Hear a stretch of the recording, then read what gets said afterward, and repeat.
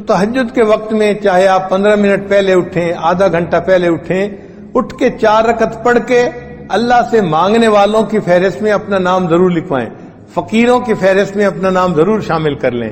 جب عشق سکھاتا ہے آداب سحر گاہی، جب عشق سکھاتا ہے آداب سحر گاہی، کھلتے ہیں غلاموں پر انداز شہنشاہی۔ عطار ہو، رومی ہو، رازی ہو، غزالی ہو، کچھ ہاتھ نہیں آتا بے آہ سحر گاہی۔ کوئی بھی ہو، جب تک تہجد کا پابند نہیں بنے گا، اس کو اللہ تعالیٰ کے وہ معارف نصیب نہیں ہوں گے۔ تو اگر وہ معارف حاصل کرنا چاہتے ہیں، ہمیں اپنی تہجد کی نماز کو پکا کرنا پڑے گا۔ مرد بھی نماز کو پابندی سے پڑھیں، عورتیں بھی نماز کو پابندی سے پڑھیں۔ یہ سب سے افضل نماز ہے سالکین کے لیے، تہجد کی نماز۔ پھر اس کے بعد اشراق کی نماز ہے۔ اشراق کی نماز یہ ہے کہ انسان فجر کی نماز پڑھے، پھر اپنی جگہ پر بیٹھے ہوئے تلاوت کرے، تسبیحات پڑھے، اور جب سورج ایک نیزہ اوپر آ جائے تو اس وقت 2 رکعت 4 رکعت نوافل پڑھ لے۔ وہ اشراق کی نماز کہلاتی ہے، اور حدیث پاک میں ہے کہ اس نماز کو پڑھنے پر اللہ بندے کو ایک حج اور ایک عمرے کا ثواب عطا فرماتے ہیں۔ ہم تو ثواب کی خاطر پڑھتے ہیں نا، لیکن جو اللہ والے ہوتے ہیں نا، وہ ثواب کی خاطر پڑھتے ہیں، مزے کی خاطر پڑھتے ہیں۔ ان کو ثوابوں کی طلب کم ہوتی ہے، اپنے محبوب سے محبت کا تعلق نبھانے کا ان کو شوق زیادہ ہوتا ہے۔ حضرت خواجہ مجذوب رحمۃ اللہ فرماتے ہیں، بندگی سے ہمیں تو مطلب ہے، بندگی سے ہمیں تو مطلب ہے، ہم ثواب و عذاب کیا جانے۔ بندگی سے ہمیں تو مطلب ہے، ہم ثواب و عذاب کیا جانے، کس میں کتنا ثواب ملتا ہے، عشق والے حساب کیا ہے۔ عشق والوں کو ان حسابوں کا کیا پتا، وہ تو اللہ کی محبت میں نوافل پڑھ رہے ہوتے ہیں۔ اگر اشراق کے نوافل پڑھنے کی عادت پڑ جائے تو پھر اس کے بعد صلاۃ الضحیٰ، جس کو چاشت کی نماز کہتے ہیں، یہ دن کے 9 بجے جب سورج اتنا اوپر آ جاتا ہے کہ زمین گرم ہوتی ہے، ننگا پاؤں رکھنے سے پاؤں جلنے شروع ہو جاتے ہیں، اس وقت سے یہ ٹائم شروع ہوتا ہے، اور پھر زوال سے 1 گھنٹہ پہلے تک یہ رہتا ہے۔ اس کو صلاۃ چاشت کہتے ہیں۔ یہ اگر 2 رکعت بھی پڑھ لیں تو بہت اچھا، ورنہ 12 رکعت تک پڑھ سکتے ہیں۔ اس میں اللہ نے روزی کی برکت رکھی ہوئی ہے، چنانچہ جو بندہ چاشت کی نماز پڑھتا ہے، اللہ تعالیٰ اس کو برکت والی روزی عطا فرما دیتے ہیں۔ اب بہت سارے لوگ اپنے دفتروں کی وجہ سے یہ لمبی نماز تو نہیں پڑھ سکتے، مگر کم از کم 2 رکعت تو پڑھنی چاہیے، انٹری تو ہو جانی چاہیے۔ بلکہ فقہا نے تو یہاں تک لکھا ہے کہ اگر یہ بندہ دفتر میں اتنا مصروف ہو جاتا ہے کہ وہاں اس کے لیے نفل پڑھنا ممکن نہیں ہوتا، تو اشراق کے وقت میں 2 رکعت نفل اشراق کی نیت سے پڑھ لے، اور 2 رکعت نفل چاشت کی نیت سے پڑھ لے، اللہ اس کو بھی قبول فرما لیں گے۔ تو اشراق اور چاشت تو اس طرح ہو گئی۔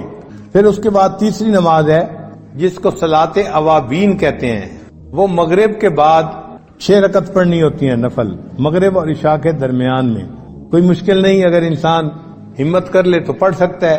6 رکعت نفل پڑھنے پہ 5 منٹ لگتے ہیں یا 6 منٹ لگتے ہیں، لیکن اجر پتہ ہے کتنا؟ حدیث پاک میں ہے کہ جو بندہ اوابین کے 6 رکعت نفل پڑھتا ہے، اللہ اس کو 12 سال کی عبادت کا ثواب عطا فرما دیتے ہیں۔ 6 رکعت پڑھنے پر 12 سال کی عبادت کا ثواب ملا تو سوچئے یہ کتنا بڑا انعام ہے۔ جو لوگ حفاظ ہیں وہ تہجد میں قرآن پڑھا کریں، منزل جو ہوتی ہے نفلوں میں۔ اگر تہجد میں اٹھنا مشکل ہے تو پھر دوسرا طریقہ مغرب اور عشاء کے درمیان 2 رکعت 4 رکعت میں اگر ایک پارہ پڑھ لے تو ان کے قرآن پاک کی منزل پکی رہے گی ہمیشہ۔ اور رات کی نماز کو تہجد کی نماز کہتے ہیں۔ تو گویا 5 فرض نمازیں ہوئیں اور 4 نفل نمازیں ہوئیں، اشراق، چاشت، اوابین، تہجد۔ تو جیسے عام لوگ 5 فرض نمازوں کا اہتمام کرتے ہیں، جو سالکین ہوتے ہیں ان کو 9 نمازوں کا ایسے اہتمام کرنا چاہیے۔ ان کے لیے یہ 4 نمازیں بھی محبت کی بنا پہ فرض کی مانند ہوتی ہیں نفل نمازیں، لیکن محبت کے میدان میں وہ اس طرح اس کو ادا کرتے ہیں جیسے فرض ہوتا ہے۔ پھر اس کے بعد بھی کچھ نمازیں ہیں۔ انسان جب وضو کرتا ہے تو تحیت الوضو 2 رکعت نفل پڑھنے وہ بھی مسنون ہے۔ مسجد میں داخل ہوتا ہے تو 2 رکعت تحیت المسجد پڑھنا یہ بھی مسنون ہے۔ تو ان نمازوں کو بھی پڑھنا چاہیے۔ جب موقع ملے تحیت الوضو پڑھیے، تحیت المسجد پڑھ لیجئے۔ پھر اگر انسان سے کوئی غلطی ہو گئی تو صلاۃ التوبہ 2 رکعت توبہ کے پڑھنا، یہ بھی حدیث سے ثابت ہے۔ پھر اگر اللہ نے کوئی نعمت عطا فرما دی تو 2 رکعت شکرانے کے ادا کرنا، یہ بھی حدیث پاک سے ثابت ہے۔ ان نمازوں کو جتنا آپ پڑھ سکتے ہیں اتنا پڑھیں، ان کا اجر ملے گا، اس کے بدلے فرض قبول ہو جائیں گے، اور قیامت کے دن اللہ تعالیٰ بندے کو نبی علیہ السلام کی رفاقت عطا فرمائیں گے اور اونچا مرتبہ عطا فرمائیں گے۔ اور ایک خاص نقطہ ان نوافل کو پڑھنے کے لیے یہ ہے کہ نوافل کو چھوڑا نہ کریں۔ کیوں؟ ہم نہیں جانتے کس جگہ کا کیا ہوا ہمارا سجدہ ہمارے اللہ کو پسند آ جائے، تو یہ سوچا کریں کہ ہو سکتا ہے یہ جو نفل نماز میں پڑھ رہا ہوں میرا یہ سجدہ میرے مالک کو پسند آ جائے۔ علامہ اقبال نے کہا، واقف ہو اگر لذت بیداری شب سے، واقف ہو اگر لذت بیداری شب سے، اونچی ہے ثریا سے بھی یہ خاک پر اسرار، یعنی یہ خاک کی مٹھی انسان جو ہے یہ ثریا سے بھی اونچا چلا جاتا ہے۔ اللہ تعالی ہمیں بھی بیداری شب کی لذت عطا فرمائے۔ تیری محفل بھی گئی، چاہنے والے بھی گئے، شب کی آہیں بھی گئیں، صبح کے نالے بھی گئے۔ ہر کام نبی علیہ الصلوۃ والسلام کی سنت کے مطابق کریں، ہر کام، کھانا پینا، چلنا پھرنا، اٹھنا بیٹھنا، رفتار گفتار کردار، ہر چیز نبی علیہ السلام کی سنت کے مطابق۔ ہمارے سلسلہ عالیہ نقشبندیہ میں اس کا بہت اہتمام بتایا جاتا ہے۔ چھوٹے سے چھوٹا عمل، بڑے سے بڑا عمل، کوئی عمل بھی سنت کے خلاف نہیں ہونا چاہیے۔ ہر وقت نظر اس چیز کو تلاش کرتی رہے کہ میں نے اس عمل میں کیسے کرنا ہے، اور اس کا بہترین طریقہ یہ بھی ہے کہ مسنون دعائیں یاد کر لیجئے۔ کتابیں مل جاتی ہیں چھوٹی سی، نبی علیہ الصلوۃ والسلام کی مسنون دعائیں، پیارے نبی علیہ السلام کی پیاری دعائیں، ان کو یاد کر لیں، اور جس موقع پر پڑھنے کی دعا ہو اس پر پڑھتے رہیں۔ جو لوگ کہتے ہیں نا جی کہ وقوف قلبی نہیں رہتا، وہ دوسرے لفظوں میں بتا رہے ہوتے ہیں جی کہ میں مسنون دعا کی پابندی کوئی نہیں کرتا، اس لیے کہ مسنون دعا کی پابندی کرنے کا انعام یہ ملتا ہے کہ انسان ہر وقت اللہ کی طرف متوجہ رہتا ہے۔ کھانا کھانے کی دعا، کھانے کے بعد کی دعا، سو کر اٹھنے کی دعا، سونے سے پہلے کی دعا، کسی سے ملنے کی دعا، گھر میں داخل ہونے کی، نکلنے کی، ہر موقع کی دعائیں ہیں۔ تو مسنون دعاؤں کی برکت سے اللہ تعالیٰ وقوف قلبی کا رکھنا آسان فرما دے۔ آپ اس کا تجربہ کر لیجئے، جب آپ محسوس کریں نا کہ جی میں وقوف قلبی کا دھیان نہیں رکھ سکتا یا رکھنا مشکل ہے، آپ محسوس کریں گے کہ سنت دعائیں پڑھنے میں آپ کوتاہی کر رہے ہیں، ان کی پابندی کریں، آٹومیٹکلی اللہ کی طرف دھیان رہے گا، توجہ رہے گا۔ دل کو زندہ کرنے کا ایک اور عمل قیام اللیل، تہجد کی نماز۔ چنانچہ جو لوگ چاہتے ہیں کہ اللہ رب العزت سے تعلق ہو، ان کی محبت دل میں ہو، ہم اللہ تعالیٰ کے مقبول بندوں میں شامل ہو جائیں، ان کو چاہیے کہ رات کے آخری پہر میں چند رکعت نفل اللہ کے حضور ضرور پڑھا کریں۔ اللہ تعالیٰ فرماتے ہیں والذین یبیتون لربہم سجدا وقیاما، حدیث پاک میں آتا ہے افضل الصلاۃ بعد المکتوبۃ قیام اللیل، کہ 5 فرض نمازوں کے بعد سب سے افضل نماز تہجد کی نماز ہے۔ قیل للحسن، حسن رحمت اللہ علیہ سے یہ کہا گیا ما بال المتہجدین احسن الناس وجہا، کیا وجہ ہے کہ تہجد پڑھنے والوں کے چہرے بڑے منور ہوتے ہیں، ان کے چہروں پہ بڑا نور ہوتا ہے۔ قال، انہوں نے جواب دیا لأنہم خلو بالرحمن فَأَلْبَسَهُمْ نُورٌ مِّن نُورِهِ، اس لیے کہ وہ اللہ کے ساتھ تنہائی میں عبادت میں وقت گزارتے ہیں، اللہ اپنے نور کو ان کے چہروں پر پالش کر دیتے۔ ایک بزرگ فرمایا کرتے تھے کہ حضرت، ان کے پاس ایک بندہ آیا، اس نے کہا کہ حضرت مجھے رات تہجد کی توفیق نصیب نہیں ہوتی، کوئی عمل بتا دے۔ انہوں نے آسان سا جواب دے دیا، فرمانے لگے اے دوست تو اپنے دن کے اعمال کو سنوار لے، اللہ تعالیٰ تجھے رات کے اعمال کی توفیق عطا فرما دے۔ ہم دن میں جو نافرمانیاں کرتے ہیں نا، ان کی وجہ سے رات کی عبادت سے محروم کر دیے جاتے ہیں۔ فقال لا تعصہ بالنہار، تو دن میں اللہ کی نافرمانی نہ کر، وَهُوَ يُقِيمَكَ بَيْنَ يَدَيْهِ بِاللَّيْلِ، تو دن میں اس کی نافرمانی نہ کر، وہ تجھے رات میں قیام کی توفیق عطا فرما دے۔ یروان سفیان ثوری رحمت اللہ سے یہ بات منقول ہے، فرماتے تھے کہ حرمت قیام اللیل 5 اشہر بذنب اصبتہ، ایک مرتبہ ایک گناہ مجھ سے سرزد ہو گیا جس کی وجہ سے 5 مہینے تہجد کی نماز سے میں محروم ہو گیا۔ اور پتہ ہے وہ گناہ کون سا تھا؟ فرماتے ہیں گناہ یہ تھا کہ ایک نوجوان دعا مانگتے ہوئے رو رہا تھا اور میں نے اس کی طرف دیکھ کر گمان کیا کہ یہ ریاکاری کر رہا ہے۔ میں نے اپنے دل میں اتنا سوچا یہ ریاکاری کر رہا ہے۔ اس بدگمانی کے گناہ کی وجہ سے اللہ نے 5 مہینے تہجد سے مجھے محروم کر دیا۔ اور ہم کتنی بدگمانیاں کرتے ہیں لوگوں کے بارے میں بھائی، ہر کسی سے بدگمان الا ماشاء اللہ۔ پھر کہتے ہیں جی تہجد نہیں ملتی۔ اور پھر بعض دوست تو ایسے ہیں جو بڑے مطمئن ہوتے ہیں، اور جی ہم سارا دن مدرسے میں قرآن پڑھاتے ہیں، حدیث پڑھاتے ہیں، رات تہجد نہ پڑھی تو کیا ہوا، ثواب تو مل ہی جاتا ہے۔ تو بھئی صحابہ کرام سارا دن سبزیاں بیچتے تھے، جو وہ رات کو تہجد کا اتنا اہتمام کرتے تھے، وہ کیا کرتے تھے؟ وہ بھی تو سارا دن دین کے کام میں لگے رہتے تھے نا، فرسان بالنہار ہوتے تھے، اور پھر اللہ ان کو رہبان باللیل بنا دیا کرتے۔ رات گھوڑے کی پیٹھ پہ ہوتے تھے صبح میں، اور رات مسلح کی پیٹھ پر ہوا کرتے تھے۔ تو یہ تو نفس ہمیں مطمئن کر دیتا ہے نا کہ کوئی بات نہیں اگر تہجد کی توفیق نہیں ملتی۔ اچھا ایک بات ذرا توجہ سے سنیں کہ ایک تو ہے ہمارا سوچنا ہم تہجد پہ نہیں اٹھتے، اور ایک سوچ کا انداز اور بھی ہے، وہ کیا؟ حدیث پاک میں آتا ہے اللہ تعالی رات کو فرشتوں کی 3 جماعتیں بنا دیتے ہیں۔ فرشتوں کی کتنی جماعتیں؟ 3 جماعتیں بنا دیتے ہیں۔ ایک جماعت کو کہتے ہیں کہ دیکھو فلاں فلاں میرے مقبول بندے ہیں، تم جاؤ اور ان کو پر مار کے جگا دو، یہ تہجد میں اٹھنے کا وقت ہے، یہ اٹھیں گے مجھ سے مانگیں گے، میں پروردگار ان کی جھولیوں کو بھر دوں گا۔ چنانچہ یہ لوگ سوئے ہوئے ہوتے ہیں، نہ گھڑی کا الارم نہ کوئی اور، اچانک ان کی آنکھ کھل جاتی ہے، یہ اللہ تعالیٰ کی طرف سے فرشتے اٹھا دیتے ہیں، ان کو اچانک آنکھ کھل جاتی ہے، دل میں ارادہ لے کے سوتے ہیں 3 بجے اٹھنے، 3 بجے آنکھ کھلتی ہے، تو اللہ تعالیٰ کے فرشتے جگا دیتے ہیں۔ اور پھر دوسرے گروپ کو اللہ فرماتے ہیں کہ جاؤ فلاں فلاں فلاں میرے ناپسندیدہ بندے ہیں، میں انہیں پسند نہیں کرتا، تم جاؤ اور ان کو تھپکی دے کے سلا دو، یہ میرے نیک مقبول بندوں کے اٹھنے کا وقت ہے، اور میں نہیں چاہتا کہ اس موقع پر یہ مجھے اپنی شکل دکھائیں۔ رات کے 1 بجے تک جاگتے رہیں گے، 2 بجے تک جاگتے رہیں گے، جب تہجد کا وقت شروع ہو جائے گا نیند آ جائے گی۔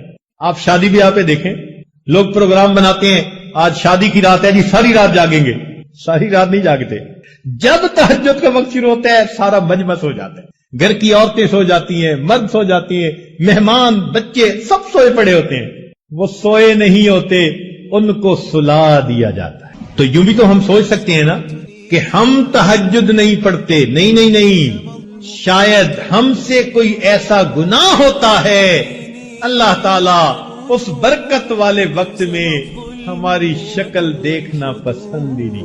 وَهُوَ يَتَوَلَّى الصَّالِحِينَ، وہ اللہ نیکوکاروں کا سرپرست ہے۔ اور یہ 100% سچی بات ہے، یعنی لوگوں کے لیے کہتے ہیں نا جی آؤٹ آف دی وے، اللہ تعالیٰ کے لیے تو کوئی چیز آؤٹ آف دی وے نہیں ہے نا، مگر ہے اسی طرح کہ جو نیک بنتا ہے دیکھنے سے پتہ چلتا ہے کہ جیسے کوئی غیبی قوت آؤٹ آف دی وے جا کے اس کی مدد کر رہی ہے، اس لیے کہ وہ اللہ کی سرپرستی میں آ چکا ہوتا ہے۔ ایسے اللہ تعالیٰ اپنے بندوں کی مدد فرماتے ہیں۔ ذرا اللہ سے دوستی لگا کے دیکھیں، اس کی سرپرستی میں آ کے دیکھیں، سمجھ پھر لگے گی کہ بندے کی زندگی کتنی سہانی ہو جاتی ہے۔ آج تو جس بندے کے کنٹیکٹ بڑے ہوں، واقف ہوں، کہتے ہیں جی اس کے بڑے لمبے ہاتھ ہیں، اور اللہ والوں کی تو حالت یہ کہ ان کے ہاتھ تو اللہ تعالیٰ کی جیب میں ہوتے ہیں۔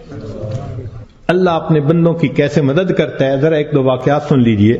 رابعہ بصریہ اللہ کی نیک بندی، اپنے صومعے میں عبادت کرتے کرتے تھک گئیں تو سو گئیں۔ ایک چورا نکلا، اس نے دروازہ کھولا، اندر گھسا، کوئی اور چیز تو نہیں اسے نظر آئی، مگر ایک چادر پڑی ہوئی تھی، اس نے کہا چلو چادر ہی لے چلتا ہوں۔ جب چادر اس نے اٹھائی اور واپس جانے لگا، ایسا سر چکرایا کہ اس کو آنکھوں کے آگے اندھیرا ہو گیا، دروازہ نظر ہی نہیں آیا، تو وہ بہت کنفیوز ہوا اور اس نے چادر نیچے پھینک دی۔ جیسے ہی نیچے پھینکی دروازہ نظر آیا تو اب اس پہ نا خوف طاری ہو گیا اور وہ باہر نکلنے لگا۔ جیسے باہر نکلنے لگا ایک آواز آئی، اگر ایک دوست سویا ہوا ہے تو دوسرا دوست جاگتا ہے، اگر ایک دوست سویا ہوا ہے تو دوسرا دوست جاگتا ہے، تم کیسے یہاں سے کوئی چیز چرا کے جا سکتے ہو؟ وَهُوَ يَتَوَلَّى الصَّالِحِينَ، وہ اللہ تعالیٰ نیکوکاروں کا سرپرست ہے، ان کا ذمہ دار ہے۔ چنانچہ ایک بڑھیا کا واقعہ لکھا ہے کہ اس کا گھر بادشاہی محل کے ذرا قریب تھا، اکیلی تھی۔ ایک دن اس کو رشتہ داروں کے ہاں تقریب میں جانا پڑ گیا تو وہ چلی گئی اور وہاں اس کو 1-2 مہینے لگ گئے۔ جب 2-4 مہینے کے بعد واپس آئی تو وہ بڑھیا اپنا گھر دیکھتی ہے تو گھر نظر نہیں آتا۔ اس نے کسی سے پوچھا کہ یہاں تو میرا گھر تھا، انہوں نے کہا بھئی تو یہاں تھی نہیں، اور یہ بادشاہ کے محل کو تھوڑا سا ایکسٹینڈ کرنا تھا، تو جب 2-4 دن دیکھا کہ کوئی یہاں ہے ہی نہیں تو تمہارا تالا پولیس نے کھول لیا، اندر بھی کچھ اتنا تھا نہیں تو تمہاری کوٹھڑی کو گرا کے بادشاہ کے محل کی ایکسٹینشن کر دی گئی۔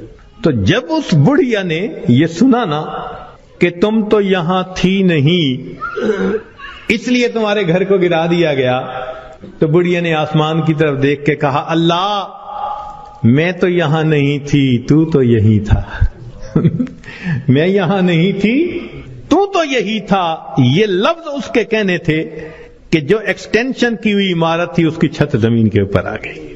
نیک لوگ دنیا میں لاوارث نہیں ہوا کرتے، اللہ ان کا وارث ہوتا ہے۔ اگر ہمیں اپنے والد کے وارث ہونے پہ اتنا اطمینان ہوتا ہے، بیوی کو خاوند کے وارث ہونے پہ اتنا اطمینان ہوتا ہے، تو اگر کسی کا وارث اللہ رب العزت بن جائے تو سوچو پھر اس کے کیا مزے ہوں گے۔ اس کی مثال یوں سمجھیے کہ ہم نوجوان کالج یونیورسٹیوں میں پڑھتے ہیں نا، تو اگر تو ان کا GPA بہت اچھا ہو تو فل اسکالرشپ مل جاتا ہے، اور فل اسکالرشپ والے بچے کو پڑھنے میں کوئی دقت ہی نہیں ہوتی۔ وہ جی مجھے فل میڈیکل ڈگری کرنے کے لیے اسکالرشپ مل گیا، مجھے کوئی فکر نہیں۔ اور جس بندے کو اسکالرشپ نہیں ملتا اس کو میڈیکل کرنا قرضوں کے بوجھ میں دب جاتا ہے بیچارہ۔ ہم نے بچوں کو دیکھا ان ملکوں میں ساری عمر نوکریاں کر کے بڑھاپے تک اپنے زمانے طالب علمی کے قرضے اتارتے رہتے ہیں۔ تو جس کو فل اسکالرشپ مل جاتا ہے پھر اس کا تو معاملہ ہی کچھ اور ہوتا ہے۔ یوں سوچئے کہ ایک 100 منزلہ عمارت ہے اور اس میں لفٹ لگی ہوئی، ایلیویٹر لگا ہوا ہے، اور ہمارا کام ہے بس پش دبا کے دروازہ کھولیں اور سوار ہو جائیں، تو پھر 100ویں منزل پہ پہنچنا تو کوئی مشکل نہیں نا۔ اور ایک 100ویں منزل سے رسہ نیچے لٹکا ہوا ہے، اب ایک بندہ رسے سے چڑھنا چاہتا ہے، کتنا پریشان ہوگا، کتنا وہ مصیبت میں پڑے گا، کتنا بڑا رسک لے گا، اور اگر رسہ ہاتھ سے چھوٹ گیا تو مر بھی سکتا ہے۔ جیسے ایلیویٹر سے اوپر جانا اور رسے سے اوپر جانا کتنا دونوں میں فرق ہے، اس سے زیادہ فرق ہے اللہ کی سرپرستی میں آ کے زندگی گزارنا ایلیویٹر سے منزل پہ پہنچنے والی بات ہے، اور گناہوں کے ساتھ رسے سے لٹک کے زندگی گزارنا 100 منزلوں پہ جاننے والی مشکل بات۔ ہم گناہ کر کر کے اپنے آپ کو اللہ کی سرپرستی سے نکال دیتے ہیں، اور جب سرپرستی سے نکل جاتے ہیں اللہ حال پہ چھوڑ دیتے ہیں، جاؤ تم جانو تمہارا کام جانے، ہماری تو مانتے نہیں۔ پھر شیطان ہمیں بہکاتا ہے، لوگ بھی دھوکے دیتے ہیں، امیدیں توڑتے ہیں، بندہ دنیا میں دھکے ہی کھاتا پھرتا ہے، کشتیاں کرتا ہے اپنے حالات سے، لنگوٹ باندھ باندھ کے اترتا ہے، میں اس مصیبت کو پریشانی سے جان چھڑاؤں، اس سے چھڑاؤں، ایک سے جان نہیں چھوٹتی دوسری اوپر سے، دوسری سے جان نہیں چھوٹتی تیسری اوپر سے۔ وہ پنجابی زبان میں شعر کسی نے لکھا ہے، اس کا ترجمہ بھی کر دوں گا۔ اس دکھی حیاتی دے پینڈیاں وچ کدی راہ پہ گئے کدی بھول دے رہے، ایک دامن امید دا چھڑیا نہ، لکھ جھکڑ انیریاں دے چل دے رہے، پت جھڑ دے جھڑے ہوئے پتیاں وانگ اسی تیرے جہان چ رلدے رہ پر دامن امید دا چھڈیا نہ اسی نال تقدیر دے گھل دے رہ. جیسے پت جھڑ کے موسم میں خشک پتا ہوتا ہے، کبھی ہوا نے یہاں پھینکا کبھی وہاں پھینکا، اللہ کا سہارا چھوڑ کے بندے کا یہی حال ہوتا ہے. تو ایک ہے نیکوکاری کو اختیار کرنا اور اللہ کی سرپرستی میں آ جانا. اللہ ہر کام کو سنوارتے ہیں. حدیث پاک میں ہے، اے میرے بندے تو صبح کے وقت اگر میری عبادت کر لیا کر، میں سارا دن تیرے کاموں میں تیری کفایت کروں گا. اللہ اکبر. اللہ تعالیٰ ذمہ داری لے رہے ہیں. ہم سے فجر کی نماز نہیں پڑھی جاتی، اشراق ہی نہیں پڑھے جاتے. ہم سے زیادہ کون پاگل ہوگا کہ جس کے ساتھ اتنا بڑا اللہ نے وعدہ کر لیا اور ہم اس وعدے سے فائدہ نہیں اٹھا پا رہے. ایک بچہ بھی ہم سے زیادہ عقل مند کہلائے گا. کیوں ہم پریشانیوں کی زندگیوں میں پڑ گئے ہیں؟ اس لیے کہ نفس کی خواہشات پوری کرتے ہیں. تو نفس کی خواہشات پوری کر کے گناہ کر کے اللہ کی سرپرستی میں نکل جانا، یہ کہاں کی عقل مندی ہے؟ اور گناہوں کو کر کے کہاں کا سکون ملتا ہے؟ حضرت مفتی محمد شفیع رحمۃ اللہ علیہ فرمایا کرتے تھے کہ تم جتنا چاہو گناہ کرو، تم جتنا چاہو گناہ کرو، اگر اللہ نے تمہاری اسی زندگی کو دوزخ کی مانند نہ بنا دیا تو میرا نام بدل دینا. اور واقعی ایسا ہوتا ہے. جو گناہوں کا راستہ اختیار اسی کو دیکھا، اجی مر جاتے تو اچھا تھا. اس کا مطلب اتنا تو پریشان ہے نا. دنیا کی زندگی ایسے ہوتی ہے جیسے جہنم میں ہوتا ہے وہ بندہ. تو گناہوں کے راستے پہ اطمینان نہیں ہے. اطمینان، سکون، کامیابیاں، سکھ اگر دیکھا تو وہ نیکی کے راستے پہ دیکھا. وَهُوَ يَتَوَلَّى الصَّالِحِينَ، وہ اللہ تعالیٰ نیکوکاروں کا سرپرست ہے. اللہ تعالیٰ تو چاہتے ہیں میرے بندے تمہیں میں اتنا دوں کہ تم بس کرو، مگر میرے نعمتوں کا شکر ادا کرو. ہم نعمتیں لینے کو تو تیار ہیں، شکر کرنے کی فرصت نہیں، نماز پڑھنے کے لیے فرصت نہیں. اللہ نے فرمایا کہ تم غیر محرم سے نظر کی حفاظت کرو، میں عبادت میں لذت عطا کروں گا.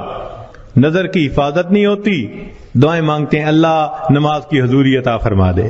بھئی نماز کی حضوری کیسے ملے گی جب اس کی شرط ہی پوری نہیں ہوئی؟ جب نگاہوں نے جھکنا ہی نہیں سیکھا تو نماز کی حضوری تو آؤٹ آف کوسچن ہے نا. پھر تو ہم سوچیں کہ ہم خود بخود پریشانیوں کے راستوں پہ چل رہے ہیں، کانٹوں کے راستوں پہ چل رہے ہیں اپنے نفس کی خواہشات کی وجہ سے. اللہ تعالیٰ اسی لیے اپنے بعض بندوں کو خوب دیتا ہے، کیوں کہ میرا شکر ادا کریں. شکر ادا نہیں کرتے، اللہ تعالیٰ لے لیتے ہیں.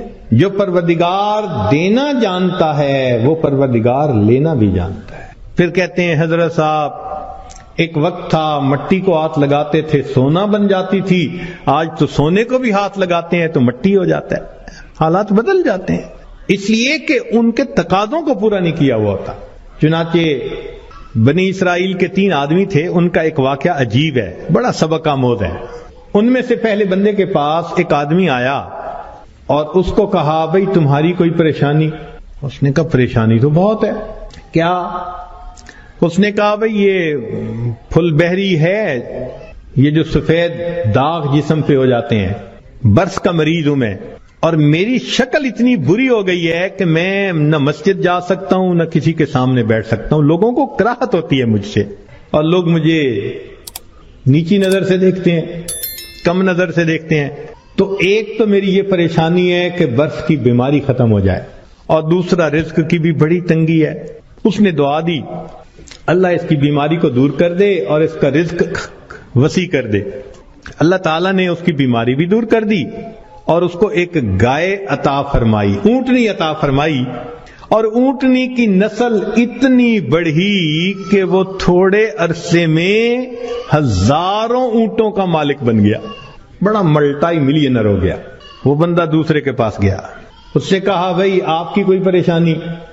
اس نے کہا جی سر پہ بال نہیں ہے، گنجا ہوں اور جہاں بیٹھتا ہوں لوگ میرا مذاق اڑاتے ہیں، اور دوسرا یہ کہ کاروبار بھی میرا نہیں چلتا تو رزق کی بھی پریشانی ہے. اس نے دعا دے دی اللہ اس کے بیماری کو بھی دور کر دے، اس کو رزق میں بھی برکت دے دے. اللہ کی شان کہ اس کے سر پہ خوبصورت بال بھی اگائے اور اس کو ایک گائے ملی اور گائے کی نسل اتنی بڑھی کہ وہ تھوڑے دنوں میں سینکڑوں گایوں کا مالک امیر آدمی بن گیا. پھر وہ بندہ تیسرے کے پاس گیا, وہ آنکھوں سے اندھا تھا. بھئی آپ کی کوئی پریشانی؟ اس نے کہا جی کہ میری پریشانی تو یہ ہے کہ میری بینائی نہیں ہے. لوگوں کے لیے تو فقط رات کو اندھیرا ہوتا ہے اور میرے لیے تو دن کی روشنی میں بھی اندھیرا ہے. اور دوسرا یہ کہ مجھے تو در در کے دھکے کھانے پڑتے ہیں, تو دعا کر دو کہ میرا رزق وسیع ہو جائے. اللہ نے اس کی بینائی بھی ٹھیک کر دی, اس کو بکری عطا کر دی, اور بکری اتنی نسل بڑھی وہ ہزاروں بکریوں کا مالک. یہ تینوں بندے اپنے وقت میں بنی اسرائیل کے بڑے امیر بندے کہلانے لگے, کروڑوں میں کھیلنے لگے.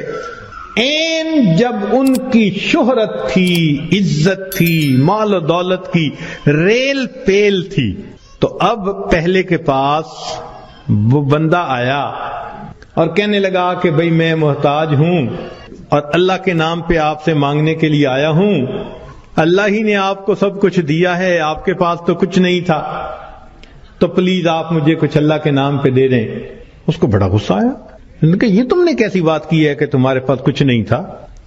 میں تو شروع سے ایسا اور امیر اور یہ اور وہ, کوئی مفت کا کہیں سے پیسہ ملا ہے میاں؟ میں نے کمائی کی ہے, محنت سے کمایا ہے, فلاں کی ہے. خبردار جو تم نے ایسی بات کی کہ تمہارے پاس کچھ نہیں تھا.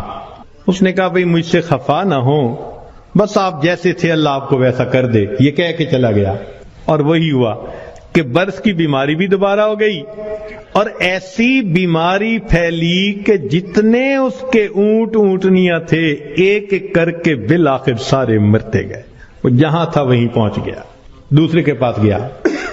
بھئی محتاج ہوں, اللہ نے آپ کو اتنا دیا ہے, میں بھی آیا ہوں اللہ کے نام پہ لینے کے لیے, تو آپ دیں. ایک وقت تھا آپ کے پاس کچھ نہیں تھا, پھر اللہ نے آپ کو دیا, آج اتنا کچھ ہے. اس کو بڑا غصہ آیا. تو کون ہوتا ہے بات کرنے والا؟ بھئی میرا تو باپ ایسا, میرا تو دادا ایسا, پردادا ایسا. میاں میں نے تو فلاں ڈیل ایسی کی تھی, فلاں موقع پہ میں نے ایسا بزنس کیا تھا, اسٹریٹجی ایسی بنائی تھی, تب مجھے پیسے ملے, کوئی کہیں سے مفت کے مل گئے ہیں. خبردار جو تو نے کوئی ایسی بات کی. اس نے کہا بھئی مجھ سے خفا نہ ہو, اچھا آپ جیسا تھے اللہ آپ کو ویسا کر دے. یہ کہہ کے چلا گیا. نتیجہ یہ کہ سر کے بال بھی اس کے ختم, اور جتنی گائیں تھیں وہ ساری کی ساری بالآخر مر گئی. جہاں تھا وہیں پہنچ گیا. پھر یہ تیسرے کے پاس گیا, اس کو جا کے کہا کہ بھئی محتاج ہوں, فقیر ہوں, اللہ کے نام پہ مانگنے آیا ہوں. جس اللہ نے آپ کو دیا, آپ کے پاس تو کچھ نہیں تھا, آج اتنا کچھ اللہ نے دیا ہے, تو بھئی مجھے بھی دے دیں. جب اس نے یہ بات کہی تو سننے والے بندے کی آنکھوں میں آنسو آ گئے. اس نے کہا تم نے بالکل سچ کہا, میں اندھا تھا, در در کے دھکے کھاتا تھا, لوگوں سے بھیک مانگتا تھا. کوئی خدا کا بندہ آیا, اس نے مجھے دعا دی, تو اللہ نے میری بینائی بھی ٹھیک کر دی, اور مجھے ایک بکری رب نے دی تھی, پھر اس ایک بکری میں اللہ نے برکت ڈال دی. آج تو میاں دو پہاڑوں کے درمیان جتنی بکریاں پھر رہی ہیں یہ ساری میری ہیں. تم آج اللہ کے نام پہ مانگنے آئے ہو, جتنی بکریاں دل چاہتا ہے اس وادی میں سے تم لے کے چلے جاؤ. جب اس نے یہ بات کہی تب اس مانگنے والے نے کہا کہ میں تو فرشتہ ہوں, اللہ تعالیٰ نے 3 بندوں کے پاس امتحان کے طور پر بھیجا تھا, 2 اپنی اوقات کو بھول گئے, تو نے اپنی اوقات کو یاد رکھا, اللہ تجھے تیرا رزق نصیب فرمائے. یہ بندہ ساری زندگی امیر تر بندہ بن کر زندگی گزارتا رہا. دیتا تو اللہ ہی ہے نا ہر ایک کو, تو جب دیتا ہے تو پھر اس کا شکر گزار بندے بھی بنے. مگر ہم نہ شکریاں کرتے ہیں, گناہ کرتے ہیں, جس وجہ سے پھر مصیبت کو دعوت دیتے ہیں. تو راستے زندگی گزارنے کے 2 ہیں, ایک ہے نیکوکاری کا راستہ, ایک ہے بدکاری کا راستہ, منمانی کا راستہ. اگر آپ غور کریں تو آج کے دور میں منمانی کی زندگی گزارنے والے بہت زیادہ, اور ہر حال میں اللہ کی مان کے چلنے والے بہت تھوڑے. نتیجہ کیا ہے؟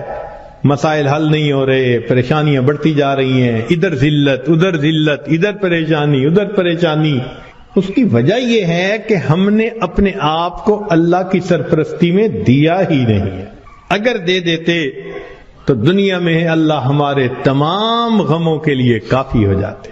ہماری مثال تو وہ ہے کہ کوئی بلینر انسان ہو اور اس کا بندہ چپڑاسی کی نوکری کے لیے درخواست دیتا پھرے، تو ہر بندہ کہے گا یار تمہارا باپ تو بلینر ہے اور تم پی این کی جاب کے لیے درخواست دے رہے ہو، سویپر کی جاب کے لیے. یہ کیا؟ وہی حال ہے. اللہ تعالی ہمیں اپنے سرپرستی میں لینے کے لیے وعدہ فرما رہے ہیں اور ہم اللہ کے وعدے پر آنے کی بجائے خود دنیا کے جھمیلوں میں اپنے رزق کو تلاش کرنے میں لگے ہوئے ہیں.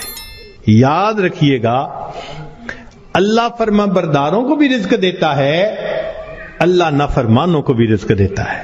اللہ تعالیٰ فرما برداروں کو بھی رزق دیتا ہے اور اللہ تعالیٰ نافرمانوں کو بھی رزق دیتا ہے، مگر فرق ہے. ایک ہوتا ہے کہ آپ نے پرندے کو پنجرے سے نکالا اور پیالے کے اندر دانے ڈال کے اس کے سامنے رکھ دیا، اب وہ اسی پیالے میں سے کھا رہے آرام مزے سے. یا آپ نے پنجرے سے مرغی کو نکالا اور یوں دانے پھینک دیے تو وہ دانے چگ رہی ہے مگر دانے اس کو مل رہے ہیں. یہ ہے اللہ فرما برداروں کو رزق دیتا ہے، کسی کا ایک ہی جگہ، کسی کا ٹریولنگ کے ساتھ، ادھر بزنس، ادھر امپورٹ، ادھر ایکسپورٹ، مگر اللہ تعالیٰ رزق دیتا ہے ان کو. یہ رزق ملتا ہے فرما برداروں کو. اور ایک رزق ہوتا ہے کہ آپ نے اگر چوہے کو پھنسانا ہو تو اس کو بھی تو آپ کنڈی کے اندر گوشت کا ٹکڑا لگا کے رکھتے ہیں، پنیر کا ٹکڑا، یہ بھی رزق تو مل رہا ہے نا، مگر کس کے لیے؟ کہ یہ ہمیشہ کے لیے پھنسے قابو آئے. تو نافرمانوں کو بھی اللہ رزق دیتے ہیں مگر چوہے کی طرح کہ یہ پکڑا جائے گا اس کی گت بنائیں گے. اب ہم سوچیں کہ ہم فرما برداروں کا رزق لیتے پھر رہے ہیں یا نافرمانوں کی طرح رزق کماتے پھر. معاملہ تو ہمارے اوپر ہے. اللہ تعالیٰ فرماتے ہیں الیس اللہ بکاف عبدا، کہ جیسے عورتیں گھر کے اندر بہت ساری چیزیں ہیں تو شاپر میں ڈال کے ایک طرف پھینک دیتی ہیں، اچھا فارغ ہوں گی تو پھر تسلی سے ان کو سنبھالیں گی. تو جسم کا ٹیشو اس کو اس طرح اپنے ٹیشو میں لے کے اس کو رکھ لیتا ہے. جب انسان روزہ رکھتا ہے تو اس وقت باڈی کو موقع مل جاتا ہے اور پھر یہ ٹاکسک چیزیں بدن سے نکل جاتی ہیں.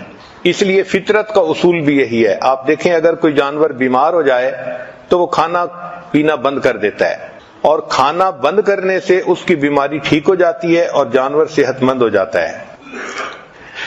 جب ہم کھانا کھاتے ہیں تو ہماری باڈی انرجی کا 65% ہمارے سٹومک کی طرف ڈائریکٹ ہو جاتا ہے. یہ انرجی جو 65% ہے یہ ہماری باڈی کے لیے بھی استعمال ہو سکتی ہے، سیل کو ریپلیس کرنا اور ہاؤس کلیننگ کرنا. اس لیے ہمیں چاہیے کہ ہم روزے رکھنے کی عادت ہی ڈالیں. رمضان کے روزے تو اپنی جگہ، اس کے علاوہ بھی نوجوان بچوں کو، مردوں کو، عورتوں کو روزے رکھنے کی عادت ہونی چاہیے. چنانچہ روزے سے انسان کے مسل ریبلڈ ہوتے ہیں. یہ عمل سونے اور روزے کی حالت میں مکمل ہوتا ہے. روزے سے انسان کا امیون سسٹم زیادہ مضبوط ہو جاتا ہے. بیکٹیریل انفیکشن، وائرل انفیکشن اور ٹیومر وغیرہ روزہ رکھنے سے ختم ہو جاتے ہیں. روزے سے انسان کی بلڈ شوگر کے چانس کم ہو جاتے ہیں. روزہ رکھنے سے انسان کا وزن نہیں بڑھتا. یہ تجربے سے ثابت ہوا ہے کہ 50% کھانا کم کرنے سے انسان کی زندگی 40% بڑھ جاتی ہے. چنانچہ روزہ رکھنے سے انفلیمیشن کم ہو جاتی ہے، ٹرائی گلائسرائڈ کم ہو جاتا ہے، کولیسٹرول کم ہوتے ہیں اور باڈی ماس کم ہو جاتا ہے. جو کنواری بچیاں ہوں ان کو چاہیے کہ وہ انٹرمیٹنٹ فاسٹنگ کریں. انٹرمیٹنٹ فاسٹنگ کہتے ہیں صوم داؤدی، ایک دن روزہ اور ایک دن افطار. ایک دن روزہ ایک دن افطار. اس کا اثر پہلے مہینے میں نہیں محسوس ہوتا لیکن ایک مہینے کے بعد اس کا اثر محسوس ہوتا ہے. اس سے انسان کے جو دماغ میں نفسانی، شیطانی، شہوانی خیالات آتے ہیں ایک تو وہ کم ہو جاتے ہیں دوسرا وزن کنٹرول ہو جاتا ہے اور جسم چاق و چوبند ہو جاتا ہے. فیٹی ایسڈز کی جو آکسیڈائزیشن ہے وہ اس سے بڑھ جاتی ہے. اس سے انسان کے مسل مضبوط ہو جاتے ہیں. آج کل ایک نئی ریسرچ آئی ہے کہ دنیا میں جتنی بھی ڈائٹ کے لیے مشقیں کی گئیں ان میں سب سے بہترین مشق وہ 5+2 ہے.